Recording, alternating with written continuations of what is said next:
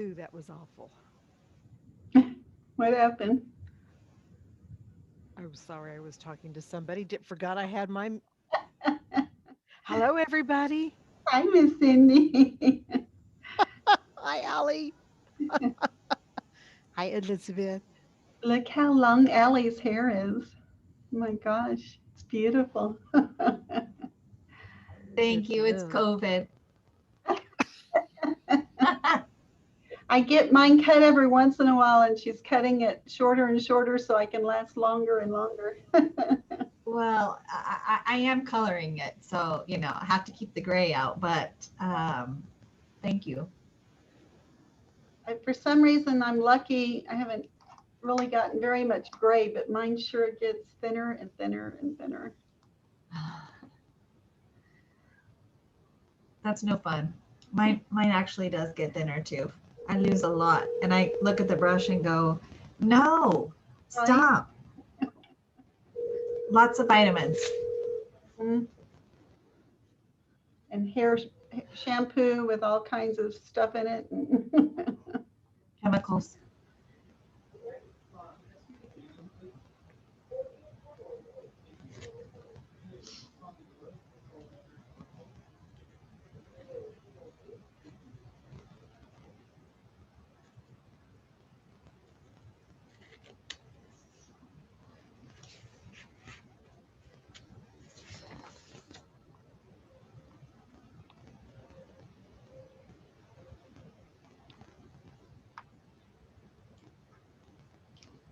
You staying busy, Allie? I am. Yes, today's been a busy Zoom day. I was on the MLS board meeting this morning, and Good. so yeah, I mean busy. I don't know if I'm busy making money. I'm busy doing a lot of CAM reconciliations and 1099s and all that fun year end stuff. But Yeah. yeah, it's busy. I Patrick, filed this weekend finally my 2020 stuff so I could make room for my 2021 files. It's amazing how quickly the transition happened, and now it's good. It's busy. well, How are you doing? it's in good hands. We're doing good. We're very busy too. Good. Yeah. Good. Yeah. Lots of closings or refinances or a little Nearly. bit of everything. Yeah, we nearly doubled our business last year. Mainly refis and home equities, but a whole lot more contracts, resales, and new homes, and all of that has increased a lot. Nice. It's good. We'll see if Very good. 2021 stays as strong. We'll see if the interest rate stays as low as it's been. Yeah. All of that Well, plays good. a big role. I hope it does. Welcome, Michael and Andy, I'm and Matt, and Patrick. So I'll be on for a while, but at 11 o'clock, I have to take that phone conference. I'm hoping it won't take too long. Yeah, and then you can get back on with us. Thank you, Michael. I bet you're staying busy too. It's been pretty busy. Yeah.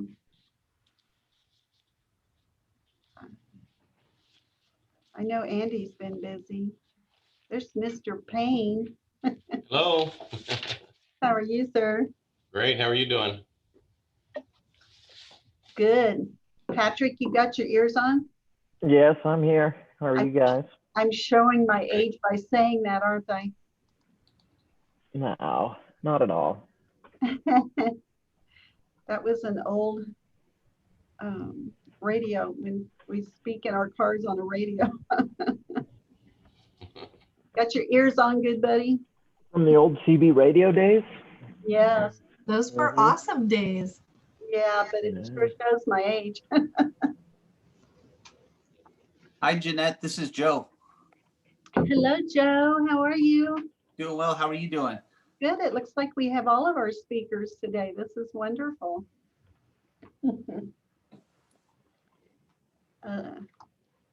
We should be getting started here pretty quick. Good morning, everybody. It's Linda. Hi, Hi, Nick. Linda. Morning. Linda. And I have a guest today, Myra Calderon. Oh, Great. welcome, Myra. I wondered who Myra was. Is she an appraiser too? Hi, everyone. Hello. No, she's an agent. She's in commercial real estate. Oh, welcome, Myra. Hi. You have lots of title companies to choose from in this group, and your title's going to be our sponsor today. Great. But right now, only one appraiser. Oh, no. That's okay. The best one in Oh, town, my. so that's fine.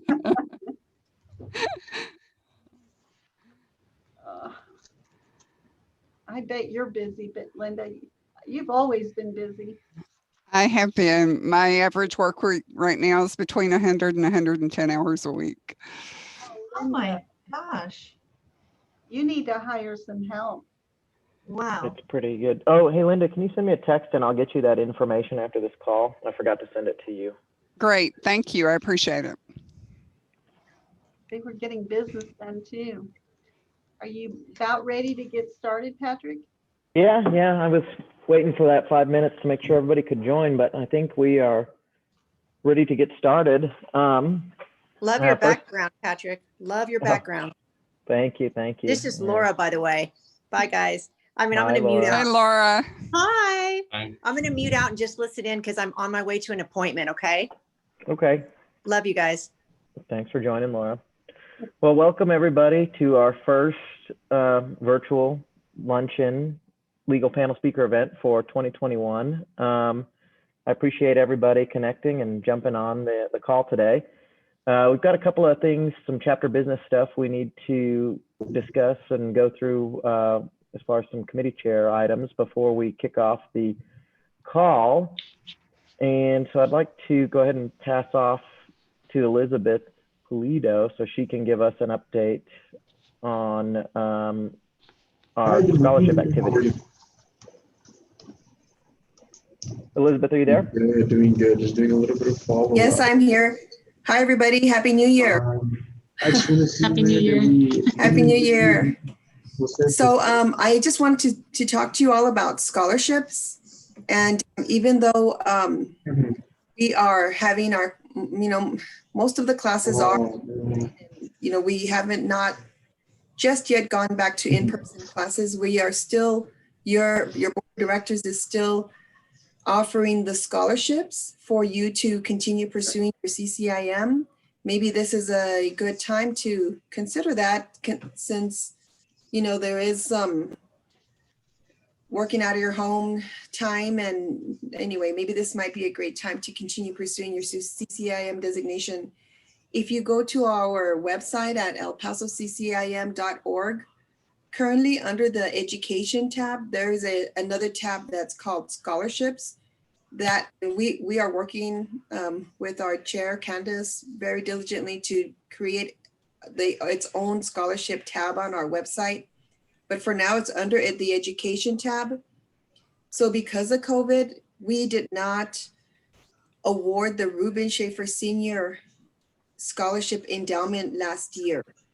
And the National Institute allowed us to roll that scholarship into this year's scholarship offerings. So this year we have two 1,000 Reuben Schaefer Senior Scholarship Endowments scholarships. So the deadline is in May. I believe it's May 1st or May 15th. So, you have some time. If you have questions, you're welcome to reach out to me or anyone on our board. So please don't let the opportunity go. It's two $1,000 scholarships for, that can be used towards a CCIM class. And, it's a huge help because the classes can be expensive. Of course, if you're a member of our chapter, you get a discount. And if you're a member of National, you get the National Institute, you also get a discount. We also have our local chapter scholarships that are still available. So if you've taken 2 classes within 18 months, you qualify for scholarships $450. And then if you take another class, you qualify for $900. So please don't hesitate to reach out to us. We really want to continue supporting those that are pursuing their CCIM designation. And your board is here for you to do that. And so go to elpasoccim.org under education and check out our scholarships. There's downloadable applications in our website. So thank you. I guess now I will introduce Mr. Steve Shapiro, who's going to talk to us about membership. Hello, everybody. Happy 2021. CCIM is getting off to a great start. And I'd like to welcome everybody to our exciting and informative CCIM luncheon. I want to thank everybody for your continued support. I think this year we're getting off to a quicker start as far as renewals go than any other recent year that I can remember. So I just wanted to remind everybody that in these strange times, it's more important than ever to stay connected. And CCIM is a great way to stay connected with our fellow practitioners in commercial real estate. For those of you that don't know, the basic membership for an individual member is $125. For corporate membership, it's $375. And we're making it easier than ever to renew the membership. You can also go online to pay and register online. And the link is elpasoccim.org. Once again, the individual is $125. Corporate is $375. And we appreciate your continued support. And just to let you know, the board of directors is working harder than ever just to keep the organization as strong as possible. So I want to thank you again. And I'm going to turn it over to George Cruz, who is in charge of our networking committee. Thank you, Steve. Appreciate it. As Steve said, it is very important in today's world to stay contact any way we can. And so we're continuing to on this year, 2021, is to go ahead and have our networking events. And hopefully one of these days soon, one of these this year, we could all meet face to face. But for now, we're going to keep doing our networking on Zoom. So I invite whoever would like to showcase a property to email us or call me at 915-630-1133 if you want to get into one of our slots. We have limited deal making networking, so we'll like to fill them up and put you on your schedule. So if anybody's interested, please email us at elpasoccim.org and let us know that you want to showcase a property. Thank you. I'd like to go ahead and to pass it on to Carlene Barth. She's a chair of education. Carlene.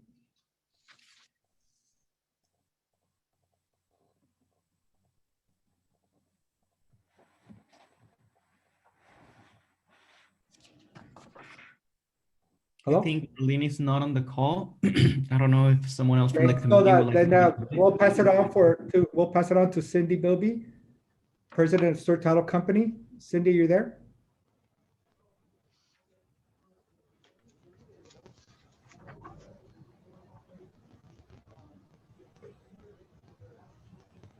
Cindy, you're muted.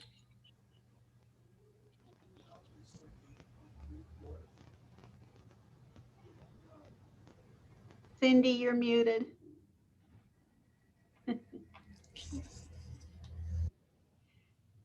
Mute me. Thank you. There you go. Thank you. The host had to unmute me. Maybe Carlene's there and she couldn't get unmuted either. So, hello everyone. I'm Cindy Bilby, President of Stewart Title. Stewart Title is celebrating its 111th birthday this year. That's a lot of years in business. At Stewart Title, we have strength, resources, and a network of an international company. My colleagues, Ron Rush, Melanie Jones, Gabby Padilla, Angie Ibarra, Kathy Larson, and Patricia Alvidres have a great depth of knowledge with a cumulative number of years in the title industry that exceeds Stewart Title's existence. We're seasoned, but we're not old. And we take our profession very seriously. Title insurance seriously, and our role as an escrow agent very seriously. Above all, we take our clients seriously, their confidentiality, protection, and our clients' needs. I am very fortunate to represent Stewart Title and honored to be a CCIM member. Thank you. And now I'll turn it over to Carlene if she's there. And if she's not, I'm going to turn it over to our president for 2021, Patrick Gordon. I don't see Carlene on, so I'll go ahead and take over. So just want to reiterate one thing that Steve Shapiro said earlier. We are in our 2021 membership renewal drive, and we hope that everybody considers joining the chapter again and renewing their membership this year. We're going to do a lot of things to bring value to our members with networking. For the time being, we're doing stuff virtually, but we hope maybe in the second or third quarter to get back to in-person events. And we're looking forward to see everybody in person again later this year. Yes. With that, we'll go ahead and get started on our real estate legal panel. We've had some great questions submitted to the attorneys who have volunteered to serve on the legal panel today. I think everybody will get a lot of value out of them.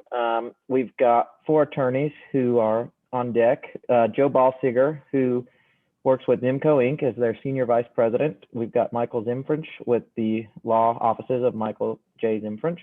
Andy Ainsa with Ainsa Hudson and Cruz, and Matt Armandaris with Scott Hulse. I really appreciate all the attorneys taking time out of their day and volunteering to be on the call today and answer the questions that have been submitted to our group.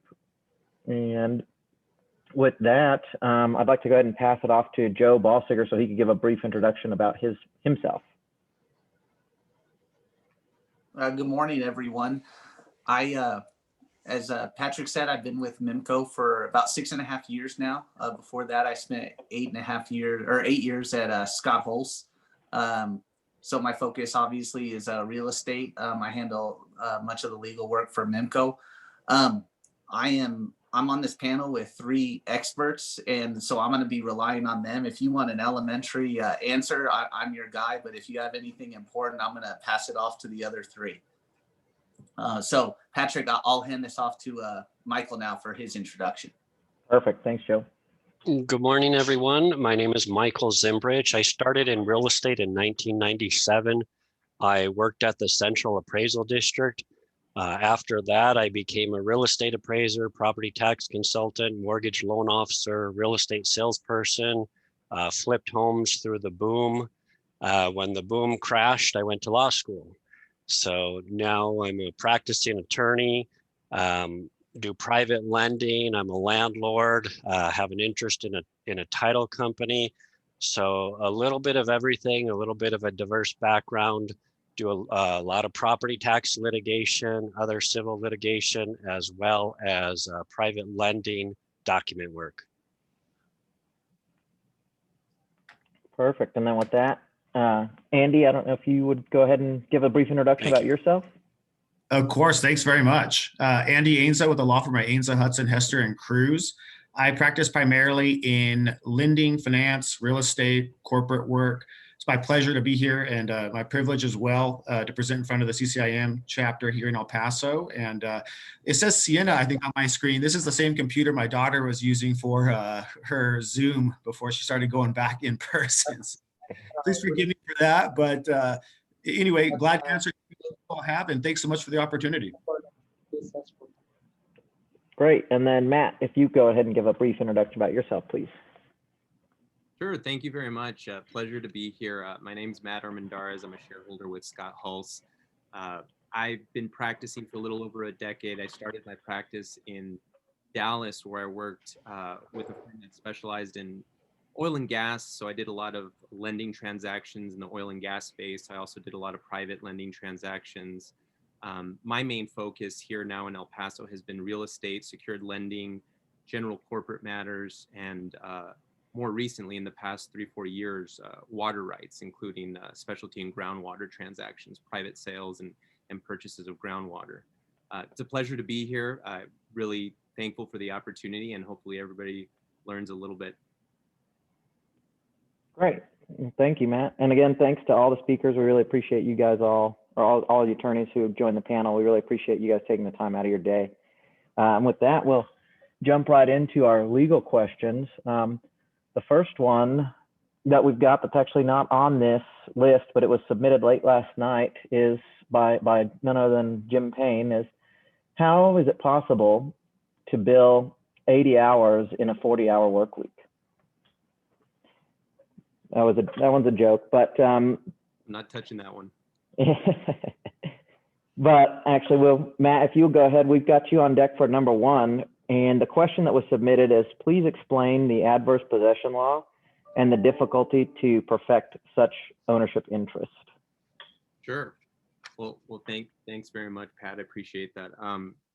So the way that this format I think is going to work out is, I think each speaker, was assigned a question, and they were going to go ahead and give a brief overview, kind of an introduction, laying out probably a little bit of the black letter law, and then it was going to be opened up for the other panelists to give their own unique take, experience, add in whatever they want. So just wanted to let everybody know that they can feel free and jump in whenever they want to add their experience. We have a lot of excellent lawyers here with great experience, so I'm sure it's going to be a great learning experience if everybody joins in. That being said, what I wanted to do is just briefly give to you give to everybody here the kind of the policy issues dealing with adverse possession and really what it means kind of in a 10,000-foot overview, because I think it's important when you understand what the reasons are behind a particular thing, you can better predict how it's going to work and how it's going to be used. Adverse possession is probably more commonly known to the layman as, squatter's rights. And typically, possession of somebody else's property without their permission is called trespass. That's generally something that you don't want to be. You don't want to be a trespasser. However, in certain circumstances, that trespass can mature or ripen into title ownership of the particular property. In other cases, it can mature or ripen into some type of rights to use the property, which are typically known as easements, and those would be prescriptive easements. Now, an overview of the ins and outs and the interpretations and applications of the adverse possession law in Texas is a little beyond the scope of my 5 or so minutes here, but I briefly wanted to give an overview about really what adverse possession is like here in Texas. The reality is adverse possession is very fact intensive. It's particular to the property, particular to the facts of both the person who's claiming adverse possession and the actual, what I'll call the true owner or the record owner who wants to eject the person who's been squatting or claiming as that. It's very, very fact intensive. And as such, it's not the best area for law. One of my professors in law school used to say, bad facts make bad law and good facts make good law. And that's completely applicable here. The other reason adverse possession is very difficult to prove is not only is it very fact intensive and changes with particular facts, but the elements in adverse possession are what I would call very fragile. I'll go through them, but just briefly, just to let you know, once you establish each of the elements, they're very easy to break, or they're very easy to fall apart if certain things happen. And so it has you juggling, a couple of elements for a long period of time, and that's not easy to do for somebody who wants to adversely possess land. The policy rationale is, look, we want to respect the private property rights of people. That's important to us as a country and in our constitution and our system of law. And we want also some certainty in ownership. Certainty in any business transaction lowers the cost of that business transaction, and predictability adds to profitability. And that's a good thing. And so we balance that, property rights and predictability with the fact that we want the land to be used because it's a scarce resource. We want it to go to the highest and best use, and we don't want it to sit and lay dormant. And so we need a system that balances those two rights. And the best that we could come up with in the American system of law is adverse possession. Adverse possession claims generate substantial litigation because, like I said, each element requires the intense interpretation and application. So let's go through the elements briefly, and then I will open it up to the rest of the panelists to kind of give their own experience as to what they've seen in the world of adverse possession. The elements of adverse possession, and this is from a case that was from the Court of Appeals in El Paso, Anderton versus Lane in 2014. There are 6 elements. Some courts see them as 5. They combine certain elements, but roughly you're going to be pretty close to the mark if you have these 6 elements. The first element is you have to have actual and visible possession of the property. Okay, so you actually have to be on the property possessing it visibly. And of course, that's important because it provides the record owner or the true owner of notice that somebody's on there doing something and it's not the owner. Okay, so you can't do it in a constructive way unless you have some type of deed or other instrument. And again, as I go through these elements, you're going to realize that there's always exceptions. The favorite lawyer answer is it depends, and that's no different here. But the first element is you have to actually physically possess the land in a visible manner. The second is your possession of the land has to be adverse and hostile to the claim of the record owner. That means you can't be there because the record owner gave you permission to be there. Permission destroys one of these elements. And so, in the situation in which commonly there's a boundary line dispute or a fence being built on one person's part of the property versus another, if that owner just gives the person whose fence crossed the line permission to be there, that destroys their claim of adverse possession. They have to be there hostile to the claim of the record owner. The third element is it has to be open and notorious. And that basically means you have to use it in such a way that it would reasonably give rise to a realization by the record owner that somebody's there, they're not supposed to be there, they're doing something with my land that I don't want them to do. That's more of a notice requirement, right? You can't do it in secret. You can't, go into the house at night, live there, and then have a certain amount of time pass and think that you get some type of ownership right in the house. And that's, of course, back to the policy rationale of putting the record owner on notice. You want them to make sure that they have full and fair opportunity to contest the fact that somebody's there without their permission. The fourth element is it has to be peaceable. That sounds like it's a little contradictory with the element number 2 I had earlier, which is adverse and hostile. But in this context, peaceable just means continuous and not being interrupted by an adverse suit. So if you adversely possess a piece of land for 3 years, and then the owner comes back and realizes that you're there and they file a suit, forcible detainer and ejection suit or another type of suit to contest the validity of the ownership, that would interrupt your claim and that would destroy that element. So peaceable for this context just means it hasn't been interrupted. It's continuous and hasn't been interrupted by an adverse suit.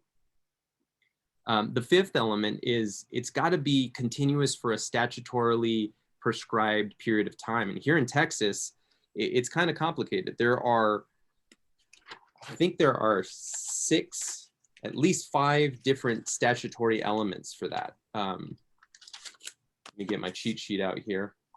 There's a 3-year statute of limitations, and I'll explain the circumstances there. There's a 5-year, there's a 10-year, there's a 15-year, and then there's a 25-year. And so the continuous aspect of that element, the 5th one I just described, it depends on which time period you're claiming your adverse possession under, but it has to be continuous for all that period of time, whether it's 3 years or 25 years. And then lastly, it has to be exclusive. And that means that, you can't have the owner come back, occupy it for a certain amount of time, you go and occupy it later.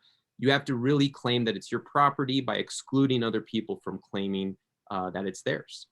And so those are the six elements that a lot of cases point to here in Texas. At least the Court of Appeals in El Paso has used those elements repeatedly. So now I'll just briefly go over the time periods. I bet that's what everybody's interested in. How long does a squatter have before their claim ripens into ownership? The 3-year statute of limitations, and just to pause for a second here, the shorter the time period, the more stringent the standard is that you have to meet. And that makes sense. In addition to the other 6 elements, there's a couple of other things that you have to do in these various time periods, and they get less stringent the longer the period, and they get more stringent the shorter the period. And I think that makes logical sense. For 3 years, you basically have to do all the elements of adverse possession that I just mentioned, but you have to have peaceable and adverse possession under title or color of title. That means you have some real logical claim to the land. Maybe you were an heir that was left off in some disputed will contest, but you were there, and that's the type of thing that's difficult to forge. That you were entitled to the land in some way, shape, or form, and you have some type of title, whether it's a document, muniment of title, or it's a color of title. That maybe there's a document, but it has a defect in it. So you would have to have, in addition to those 6 elements, possession under title or color of title, and then after 3 years, the true owner can no longer bring a suit to kick you off the land, essentially.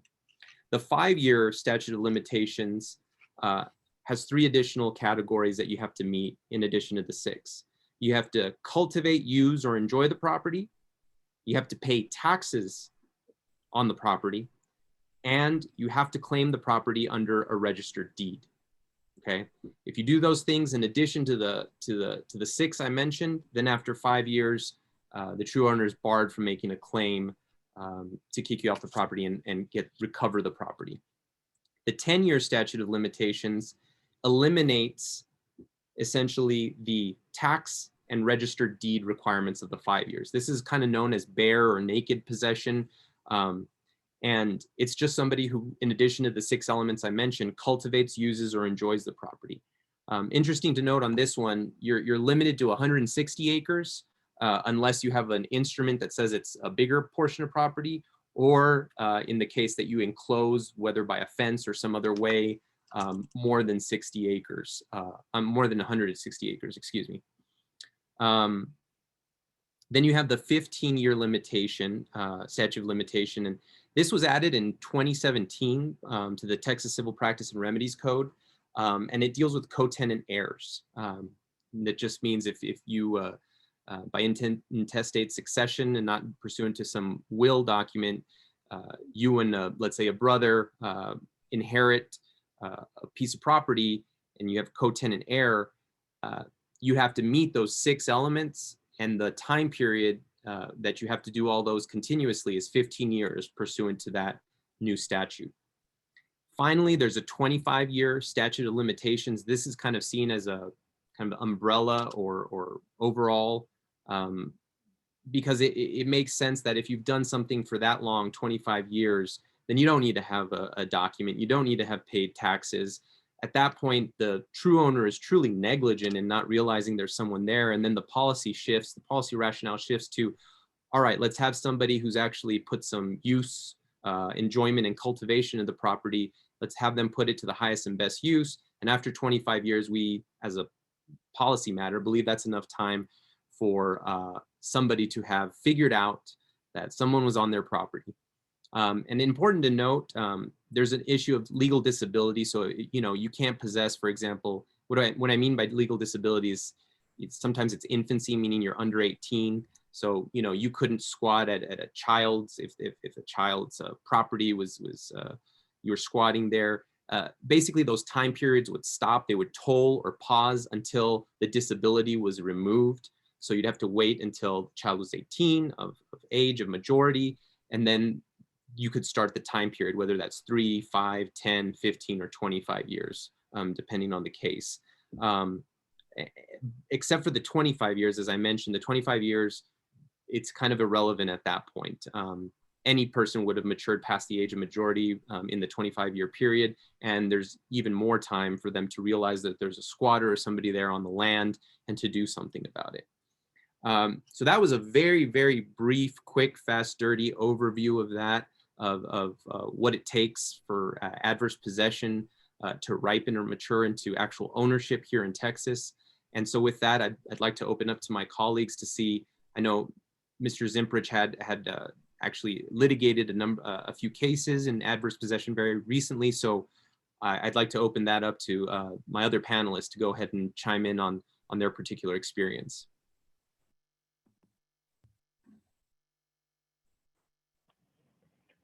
Mike had to step off for a quick call, but fair enough.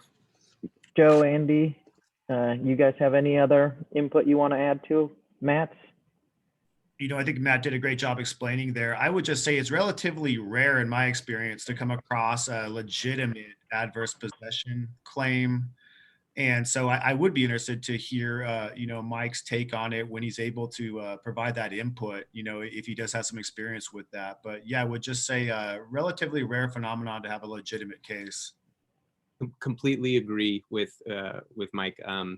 In my time here and in Dallas, I've probably come across maybe a prescriptive easement issue once, and then maybe an adverse possession issue once. It's generally not the preferred way to gain title, and really people don't do that. And again, you have to be extraordinarily negligent as a landowner to not realize that, and that's kind of the governing reason behind this. Yeah, I actually was part of a adverse possession suit back in my Scott Holst days.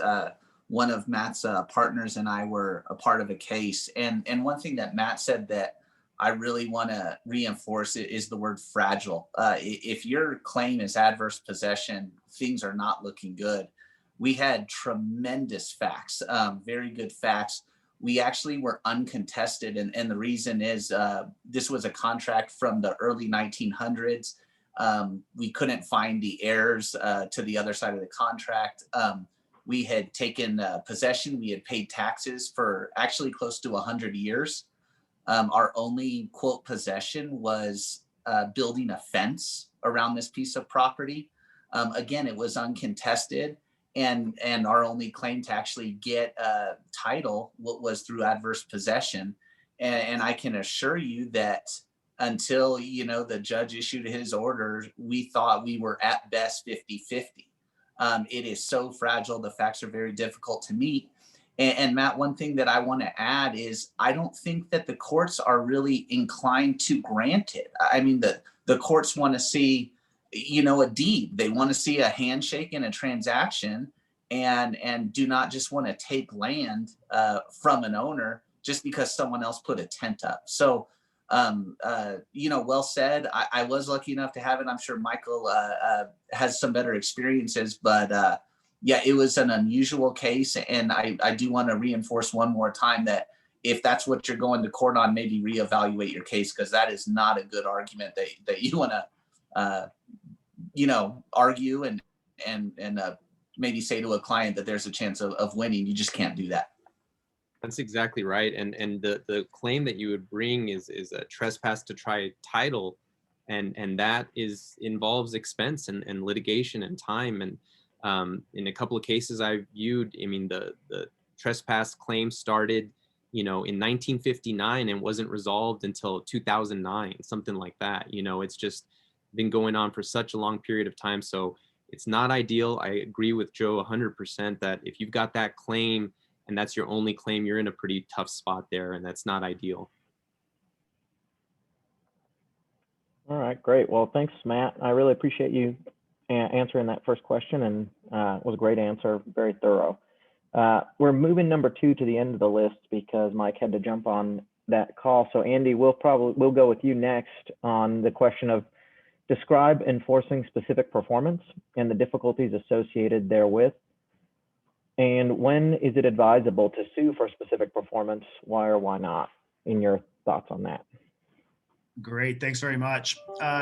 Specific performance is an equitable remedy. It's, in lieu of monetary damages, you could ask a court to enforce specific performance. Typically, the better route is always going to be trying to specify and have a clear delineation of monetary damages in the contract so that you can rely on that and not necessarily have to even utilize specific performance, because it's in the judge's discretion whether or not he or she wants to grant that equitable remedy.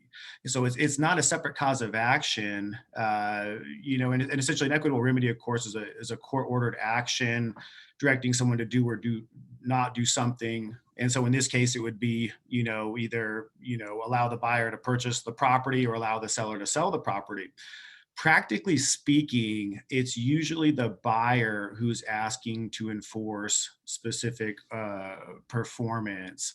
And it's difficult for the seller to enforce specific performance, particularly if the buyer is unable to perform. It's really all predicated on a breach of contract. You have to have a legitimate breach of contract where, you have to plead and prove to the court that there was compliance with the contract, including tender of performance on the party trying to ask the court for specific performance, and that party was ready, willing, and able to perform, at all relevant points in time in the contract. And so it's certainly not a matter of right that you can enforce specific performance. It's rather difficult. Again, it's one of these rare things that you see, perhaps it gives you negotiating leverage, to threaten to enforce specific performance. But again, it's not something you see very often. And, I think the reasons maybe to try to enforce specific performance would be, like I say, if money damages are inadequate, and real estate, every piece of real estate is unique, and it could be that you're a developer and you own adjacent and contiguous property to a property you're trying to purchase, and the seller decides, what, I sold this below market value, or just decides that they're going to renege, and this piece of property is very important to you, and you're going to try to enforce specific performance. That may be a reason to do it. Obviously reasons not to do it are going to be that, it entails a court proceeding and, asking a judge to enforce it. So, that's kind of the overview of it. And let me open it up to anybody else, questions, comments, or their thoughts.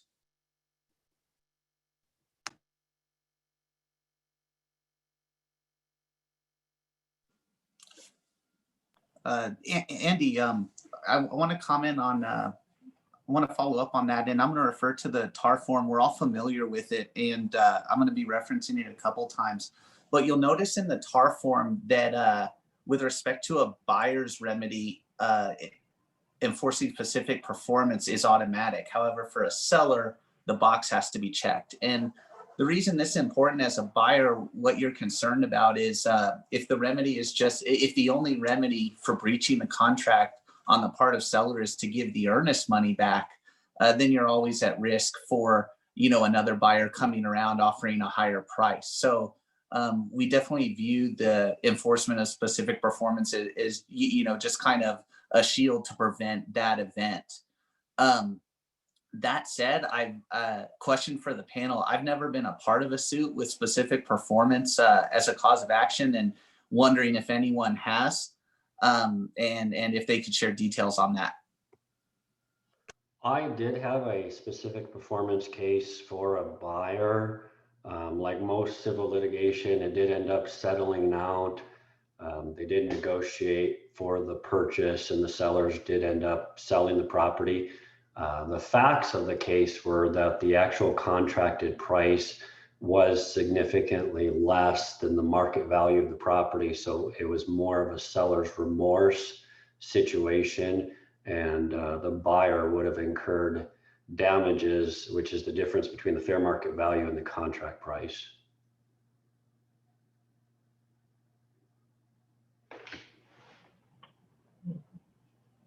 As far as, a seller side, I've had sellers call me and talk about specific performance. And my first comment to them is, well, why don't you just try to find a new buyer?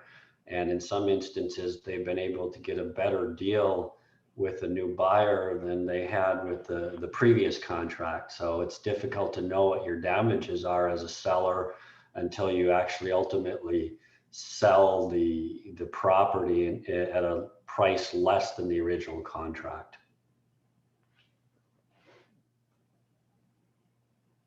I would just echo what Mike said. You know, normally in a breach of contract case, the presumptive form of damages are monetary, because typically the personal property is fungible. You can replace it. One widget looks like another widget. But Andy and Mike is right in the sense that each piece of property is unique. They're not making anymore. You know, God's done making them, and so that's something that you get as a buyer. And Joe's right. You know, it's inadequate to just say you get your earnest money back. I've seen contracts that will, you know, push back on getting a specific performance remedy, but in lieu of that, they'll say, well, I need some type of cost recovery for the time and the effort and the diligence that I've incurred to do all this. And so sometimes the parties will agree to, you know, maybe not a liquidated damages, but some type of actual evidential out-of-pocket cost for my surveyor, my title review, whatever. And you know, they'll just estimate it, you know, X amount of dollars. And they say, if you breach, then I get that back if you don't want me to get specific performance. But if I'm buyer's counsel, I definitely want specific performance on the table. And just to add on what Matt is saying, you know, this is something that you realtors out there have to think about. The amount of earnest money should be equivalent to the anticipated damages. And I've bought and sold a lot of residential property. And when I see a buyer come in wanting to put $500 on an earnest money for a contract, and I think, well, I've got to take the property off the market for a month. You know, my damages are at least $1,000, $1,500. I don't know where this common $500 comes from, but I think it should be thought about in each situation. As you're representing your client, think about what kind of damages, what kind of liquidated damages the client is going to incur if this transaction falls through.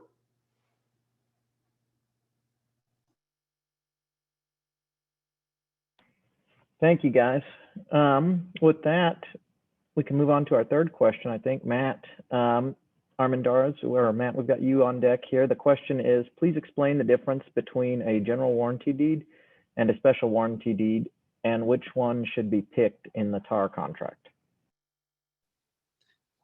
Thank you, Pat. This one is kind of an easy one. I think that all of our panelists can kind of know by like the back of their hand, but I'm going to go ahead and kind of give my take on it, and a few things that you should keep in mind when you execute deeds. So to answer the question, general warranty deed warrants the entire chain of title of the property from its inception all the way through the back to the sovereign. So, you know, when you own it, when you buy your house and then you sell it to somebody else, if you give that person a general warranty deed, you're saying, I not only warrant the chain of title for the time that I've owned the property, but for the time that everybody before me in the chain of title has owned the property as well. So if there's title defects that, you know, arise that I haven't created, I'm still going to be responsible for that. And a special warranty deed limits that warranty. It says, I only will warrant title for the time that I've owned the property and not otherwise. And usually the language is pretty clear in the deed, indicating whether it's one or the other. You should, of course, check the language in the deed and not just look at the title if it says special. I've seen some deeds that say general at the top and they have special warranty language at the bottom. And I've seen some deeds that have special at the top and they have general warranty language at the bottom. But roughly that's it. It's how far back are you going to warrant your title? Just to the time that you've owned it, that's special, or all the way back to the sovereign, that's general. And the reason that's important, and then I'll open it up to the rest of the panel, is that there's certain covenants or warranties that are implied and expressed when you give somebody a deed. By statute, there's two covenants or implied covenants that the law recognizes. And the first one is that prior to your execution and conveyance of the deed to somebody else, you haven't conveyed that land to somebody else. So every time you use the word grant or convey in a deed, you're representing that I haven't previously conveyed this land to somebody else. And the second thing that you're warranting is the fact that at the time of the execution, the estate is free from encumbrances. Now, of course, everybody knows that, there are title issues, permitted exceptions. The title report comes back with a lot of things, and you usually have that in the deed. I'm just speaking to the event if there's no other, disclaimers or warranties or anything, and you're just giving someone a bare deed, you're making those two implied covenants based on the statute found in the Texas Property Code. And then at common law, there were 6 covenants. They're a little more esoteric, and I can go through them in detail, and some courts allow them and allow you to sue on them, and some courts don't. Recently, there was a case, Cochran versus Chicago Title Company, that was decided by the Texas Supreme Court that said that there was a covenant of cession, which just means that you are fully seized of the property. That means you own it. That makes sense. If you're giving somebody a deed, you presumably own that property, or you can claim to own it. And they had special warranty language in the deed at issue.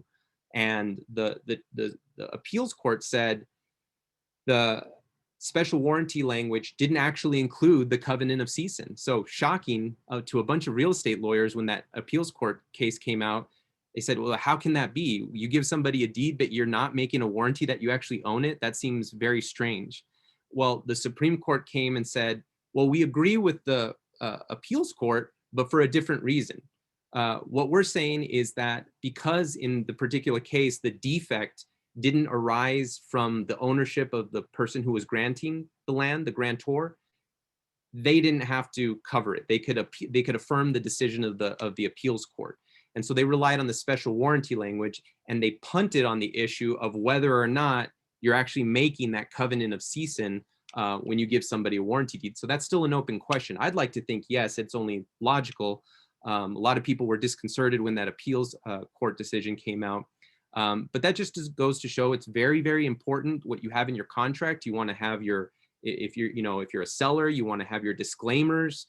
You want to limit your reps of warranties. You want to do all that and make sure you do it. And if you're a buyer, you want to expand those, right? You want to get more insurance, so to speak, from your seller. You want more reps and warranties. You want fewer disclaimers. And that's always a push and pull, and it just depends on the bargaining power of the parties. But the language matters, and that's roughly in a nutshell what a special and general warranty deed are. And I'll open it up to the rest of the panel to give their insight.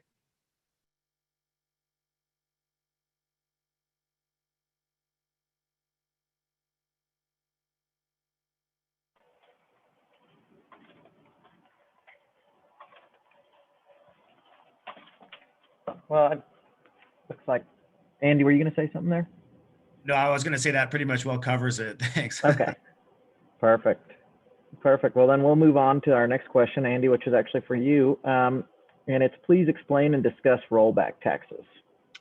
Yeah, so this is interesting because there was a legislative change in it September 1st, 2000. Well, it went into effect September 1st of 2019. And of course, this pertains to agricultural land where there's a change in use of the land. It's being taxed at a favorable rate. It kind of came about because farmers needed some protection from rising property values and increased taxation. And that was kind of legislative policy behind it, giving them this more favorable tax rate while the land qualifies as agricultural. And of course, what happens is that developers, et cetera, come about, want to buy the property, develop it, change the use in land, and it triggers this rollback tax. The rollback tax used to be applicable for 5 years. It would go back 5 years. And in addition to the difference between, what it should have been taxed at based on, the appraised value, versus the more favorable rate, there's also interest charged on that, and it used to be 7%. This has now changed. By the way, this is codified in Texas Tax Code sections 23.55 and 23.76. But it's now changed where it only goes back 3 years instead of 5. That interest rate is now 5% instead of 7. So more favorable, for parties who want to try to purchase property that's currently assessed as agricultural and change the use. But of course, it's a very important provision in a contract, and it can be deadly if you're not paying attention to it. And, I would say that, it's something to consider in the purchase price that perhaps the buyer is going to pay if they're going to change the use of the land and incur those taxes. The TREC form, of course, states that if the seller is going to change the use prior to the closing date, the seller is going to be responsible for the rollback taxes. If the buyer changes it after the closing date, the buyer is going to be responsible. You can obviously change that in a negotiated contract. And I think it's something for the buyer in particular to pay attention to, because if they're going to change that use, incur that rollback taxes, perhaps they ought to negotiate a different price they're going to pay for the land. So, consideration there. Hopefully that mostly covers it, but let me open it up to everybody.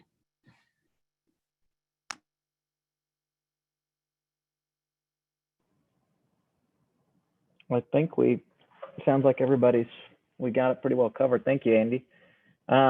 With that, we can move on to question number 5, which is for both Andy and Joe. And the question is, please explain why mediation should or should not be attempted before an arbitration or litigation in resolving a dispute between a buyer and seller. I'll chime in real quick, and I'm not a litigator, so perhaps someone with more litigation experience can provide their input. But what I would say is just that I do think mediation is valuable for the reason that it gets the parties together at an inexpensive cost to try to resolve the dispute between a neutral third party who can kind of help them reach that resolution. It's usually fairly inexpensive. It's worth trying for that reason alone. I think, arbitration, litigation are obviously far more expensive. I think the criticism of mediation is that it's oftentimes non-binding, and people think, well, let's go ahead and just, let's skip that and go straight to, something that's going to provide a final resolution. But again, I think for the cost, it's worth the benefit of trying to resolve it. And certainly a good mediator helps a lot. You get before a quality mediator, you do have a decent chance of perhaps finding a resolution. So those are my quick thoughts. Well, thank you, Andy. Joe, are you there? Yeah, I'm here. Perfect. What I'd like to add to that is from my experience, I'm not a litigator either, but from my experience, the judge will quickly ask if the parties have attempted to mediate. So it has become the norm and in some ways a requirement that the parties at least attempt to mediate prior to moving along with the case in some manner. Getting a little bit away from mediation, I want to touch on arbitration. And I believe that some people have a misconception that arbitration is not expensive, and it is very expensive, just as expensive as a trial. So make sure you consider that in negotiating a contract. If a party tries to waive a jury trial and just go to binding arbitration, it can be good, but it's not good for the reason of being a cost saver.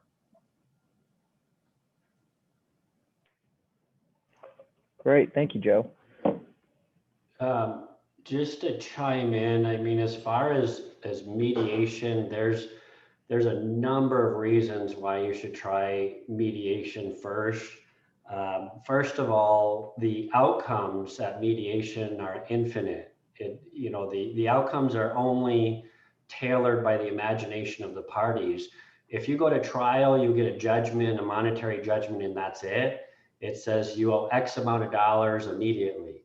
So if you've got a client that needs a graduated payout, If you've got a client that could, I don't know, maybe he's a mechanic and he could work off some of the debt.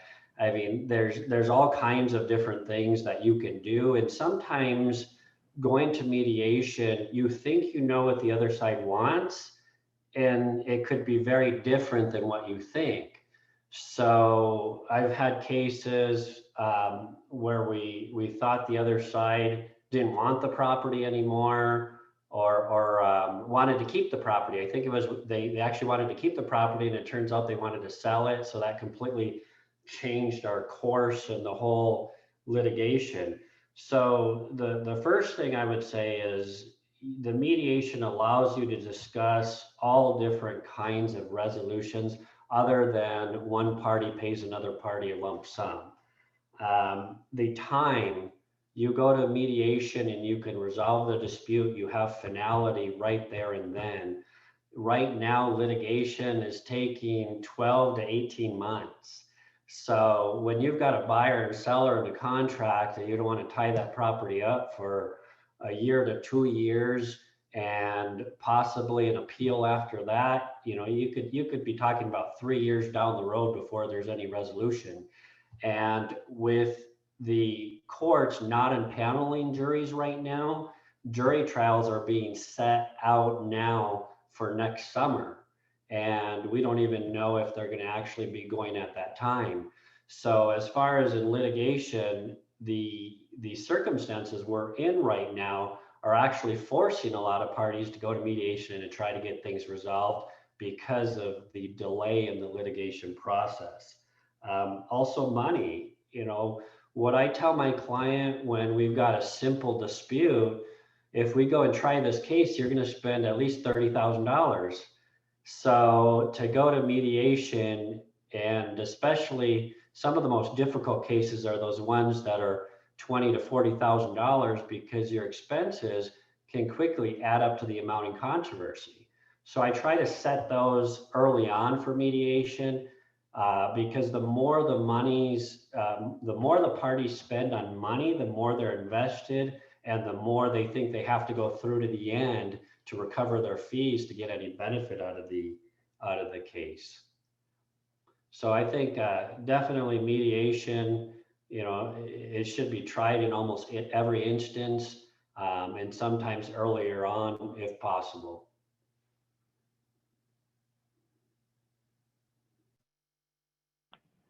Thanks, Mike. I appreciate that feedback. It sounds like we pretty well covered that question here. So the next question we'll move on is for Matt, and it is, please explain why a seller would not want to provide a general warranty deed and to choose a special warranty deed, and when a buyer would want the opposite.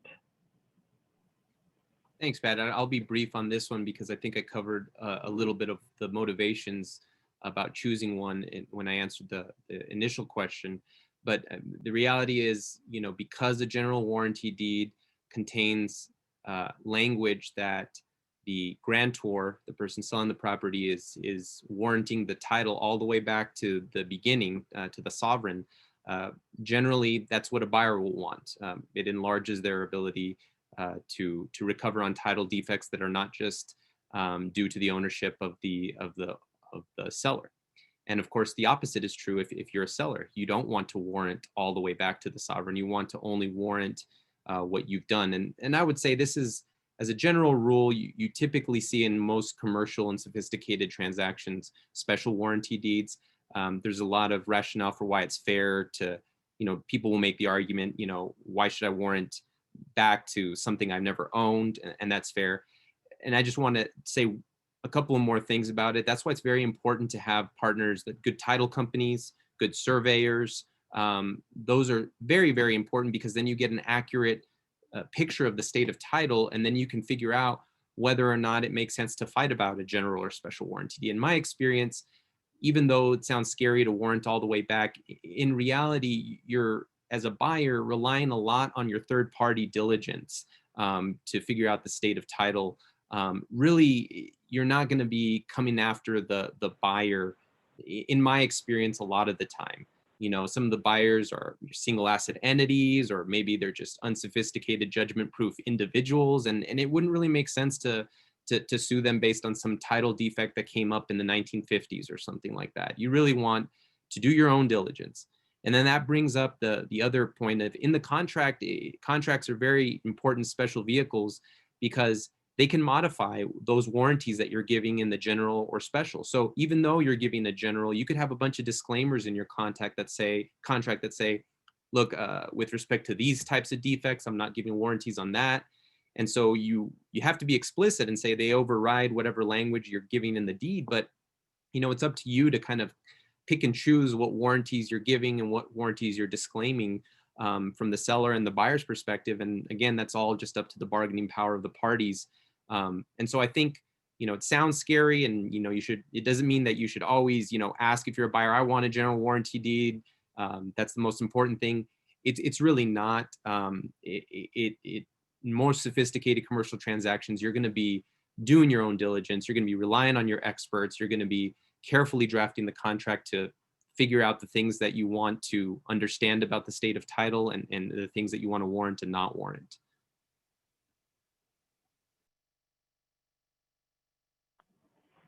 Great.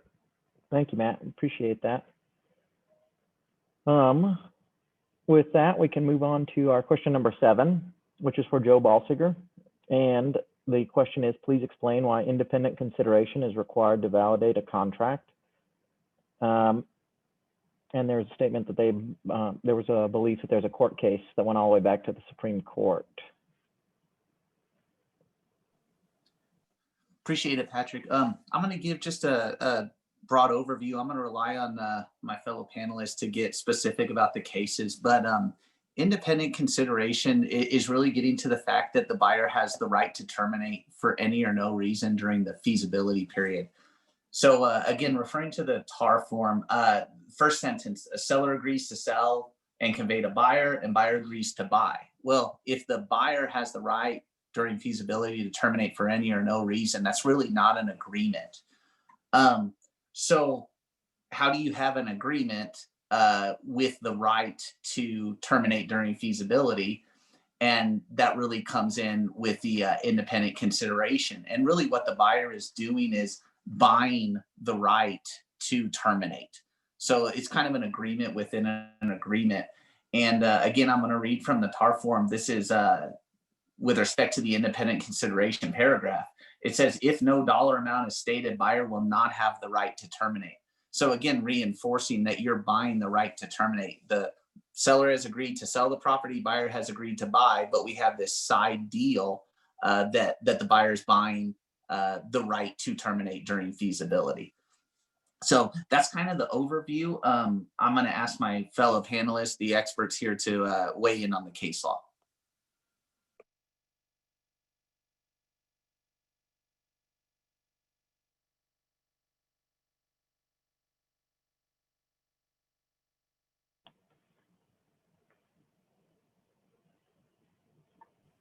Matt, I think you're mute. I think Matt's on a different call or doing something else there. But with no other input, we can go ahead and move on to the next question, which Joe, we also have marked for you, but really any of our panelists who can jump in and answer on this one is, how do you expect the current COVID situation regarding closures to be incorporated into leases going forward? And the second part of that question is, what have you seen tenants ask for language-wise, and what have you seen landlords agree to? Sure. Well, I can tell you that in my 13-year career prior to COVID, I spent about 13 minutes on force majeure, and so this last year has definitely changed the way that leases are negotiated. What we're seeing at MIMCO is that the tenants are fighting to not pay rent at the first sign of trouble. And so what the negotiation is now is at what point, or if at all, should a tenant be entitled to some sort of rent abatement or a rent deferral? And where I've had some success negotiating leases is first thing that I'm going for is I want a total government mandated closure, 100%. You cannot open your doors. At that point, we would go into a rent deferral as opposed to a rent abatement. We have seen multiple tenants, multiple businesses around the country that net profits have actually increased as their business models have changed. We've seen fast food companies, for example, who have kind of redesigned their business model, gone more to the drive out and takeout. And again, we've heard from tenants that net profits year over year have increased. So just because the government may mandate closing a dining room, for example, that does not mean that they would get a rent abatement. So again, just reinforcing that 100% closure is really what we're looking for. The other thing that I want to touch on is really the occupancy. And we've seen locally, we've seen all over the country that, governments have said 50% occupancy, 75% occupancy, 25% occupancy. Well, from our standpoint as a landlord, one issue we have with that, if you think about, what is really the harm in going to 50% occupancy? When have you gone into a big box or any retail establishment and that business has been at capacity? So for the vast majority of our tenants, 50% occupancy as mandated by a local government would be, great news to our tenants. So why would that affect the lease? So I'm pushing back on any sort of occupancy threshold that would affect rent. And again, just go to a mandated promulgated forced closure, 100%, you cannot open it. The response that when we're arguing this point, one point that we make that has gained traction is, we have lenders, and the lenders just aren't going to agree that in the event of another pandemic or the extension of this one, that we don't have to pay our loans. So if we're paying our bills, the tenant should pay their bills. And with that, I'll open it up to the rest of the panel. I did see it as well in a force majeure clause in a recent negotiated lease, and it was the tenant that actually wanted it in the lease. It was a build out for the tenant, but the landlord actually ended up having to use it due to the ability to get supplies for the construction. The supplies for the construction were substantially delayed due to closures. And as such, we had to invoke the force majeure clause to extend our delivery date by a couple of weeks, which ended up working out for us. I think Michael makes a great point. It's a double-edged sword. I always tell my clients the force majeure. I mean, you have to look at the type of contract that you're looking at when it has that language and the obligations on the parties on either side. If it's for example, a supply contract where somebody has an obligation to supply, let's say, oil to a lube shop that has to be of a certain quality at a certain time, X, Y, and Z, and your only obligation is to purchase it. Well, a force majeure clause would probably just benefit the person that's supplying that. They would have a lot of outs. I mean, you wouldn't really have an out to not pay the money. So I would completely echo what Michael's saying and say that it's a double-edged sword and either party can use it, maybe even not for what the parties originally intended it to be used for.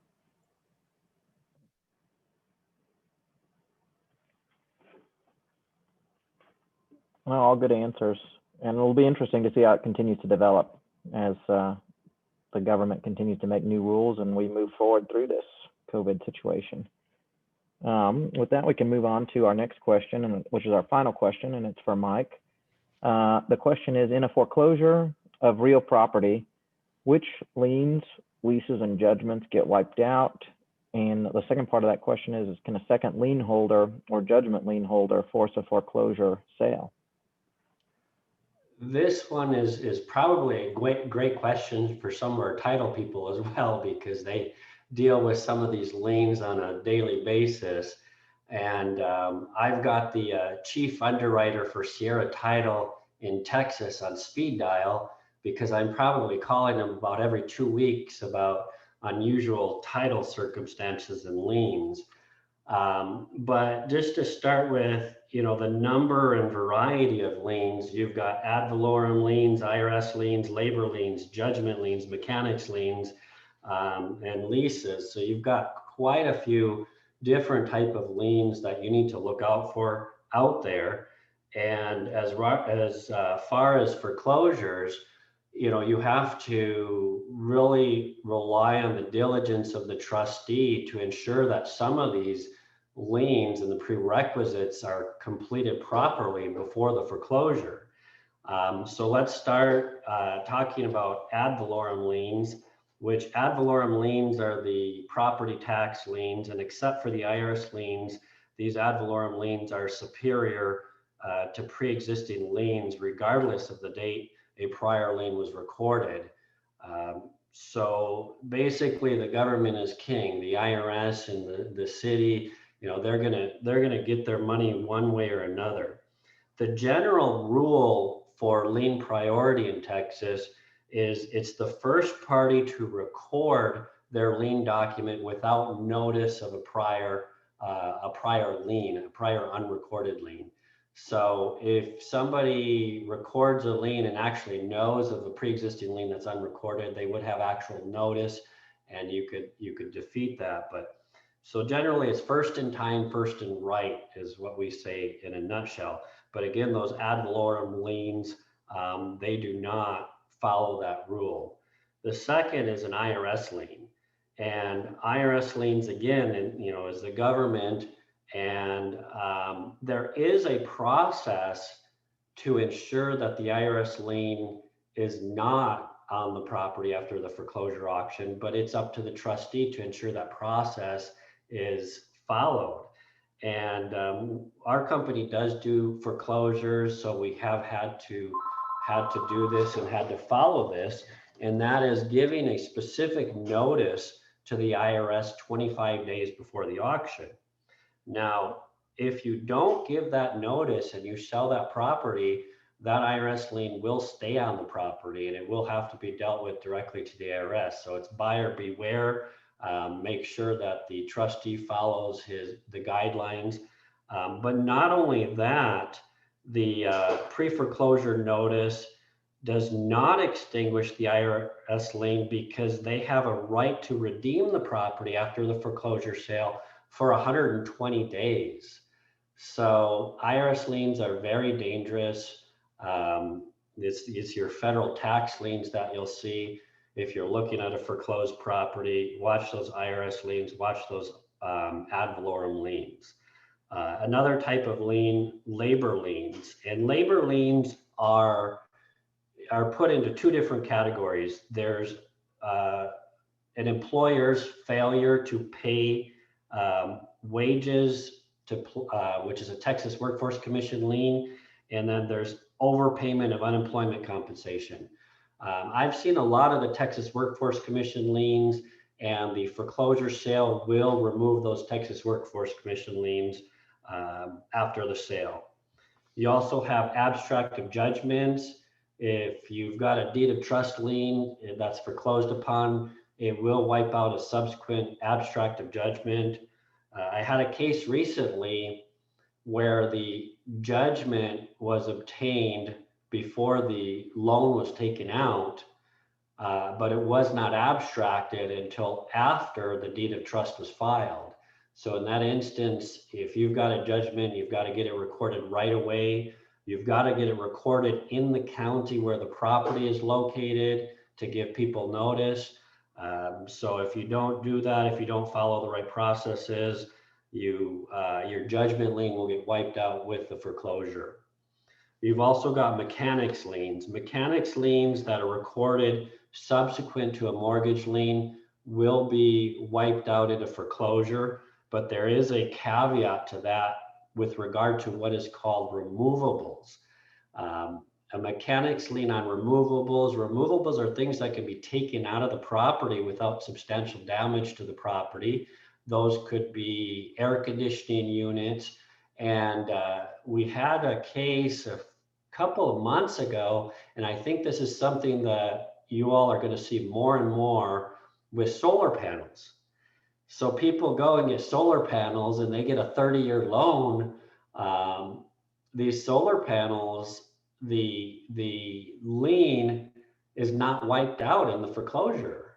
So this is a removable, and the title companies are not gonna issue title when there's a foreclosure and there's solar panels on the property that has a lien against those solar panels. My client was the lender who took the property back. You can either sell the property with a exception on the title commitment to the solar panels being removed. I told them, you know, it would be great if we could just pull those solar panels off and drop them on the doorsteps of the lender, because basically the lender has a right to take them back and repossess them. The problem was the lender was in Oregon, so that would have been a little bit difficult.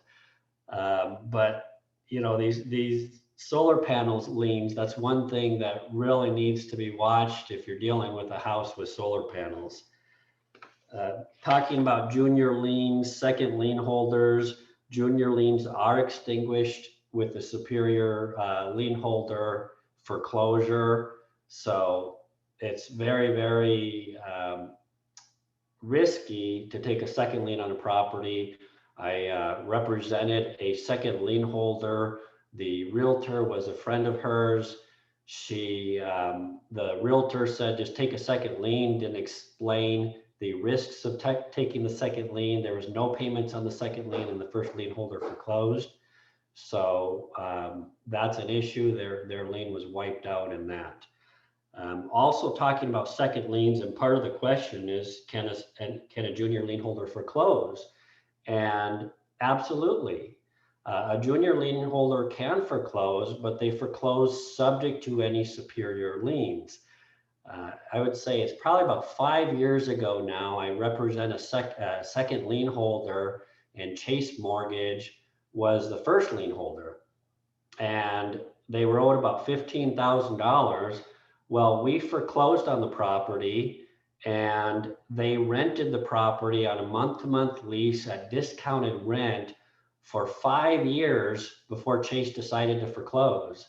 So I think they actually made more money than what they were owed on the second lien by foreclosing and taking possession and renting the property.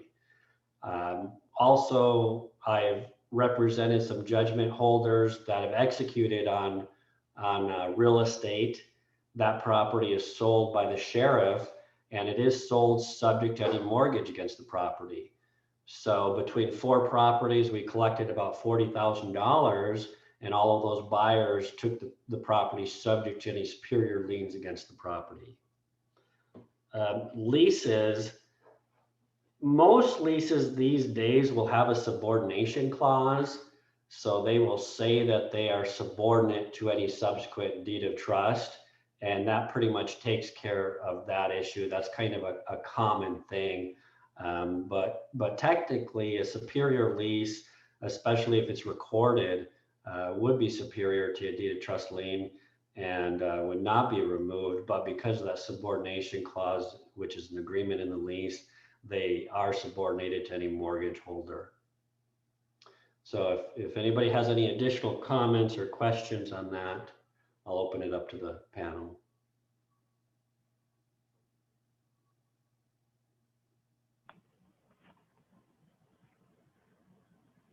Well, I think that was a very good answer, Mike. I appreciate all the appreciate everything you shared. It sounded like Andy, Matt, Joe, do you guys have anything else to add to that? No, that was very thorough. I don't, thank you. All right. Well, with that being said, that concludes the question portion of our legal panel. I really appreciate all of our panelists for, again, taking time out of their day and giving us their advice and their thoughts and feedback on the questions. And with that, we will move on to the installment of our new 2021 chapter officers. I would like to introduce Jim Payne. Mr. Payne. Thank you, Patrick. Good afternoon and Happy New Year to everyone. It's an honor and a privilege for me to be able to install the following 2021 officers and directors of the Greater El Paso CCIM chapter. So everyone that's involved, when I read your name, please turn on your camera and microphone and raise your right hand. President Patrick Gordon, CCIM.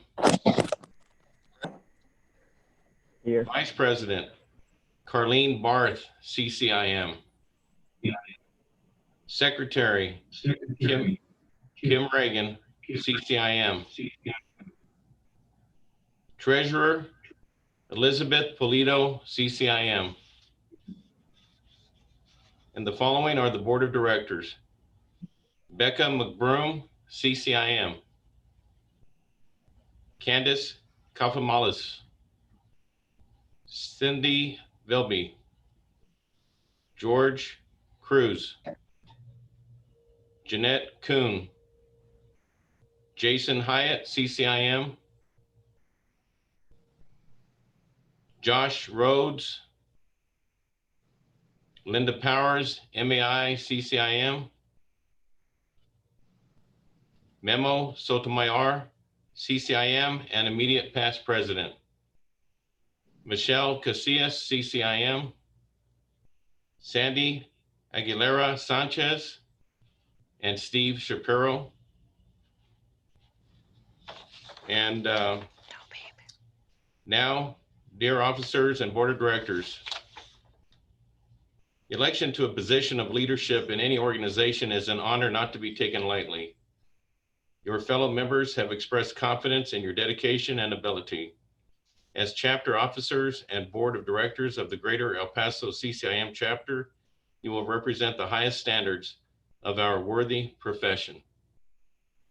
Do you understand and accept the responsibilities and duties of the office you are about to undertake? And do you pledge to uphold the bylaws of the Greater El Paso CCIM chapter? I do. I do. You are hereby installed as officers and directors of the Greater El Paso CCIM chapter for 2021. Great. Jim, as our newly elected president, I officially install you as well on the board of directors. Congratulations, everyone. Congratulations. Well, with that, we'll bring our first virtual luncheon to a close for this year. I really appreciate everybody's participation. Thanks again to everybody on the legal panel who took time out of their day to share their thoughts on some of the questions that the membership had posed. And I look forward to hopefully seeing everybody soon in person with some in-person live events, and look forward to a great 2021 and hope everybody has a good year. Thanks again for everybody for attending. Thank you. Great job, Patrick. To you, Patrick. And if anybody needs any legal assistance, Yeah. it was good to see all of you that I know, Linda, George. It's good to see you too, Michael. Bye. Nice to see you, Michael. Steve. Thank you, Thank you, everyone. Have a great one. Thanks again, everybody. Yeah.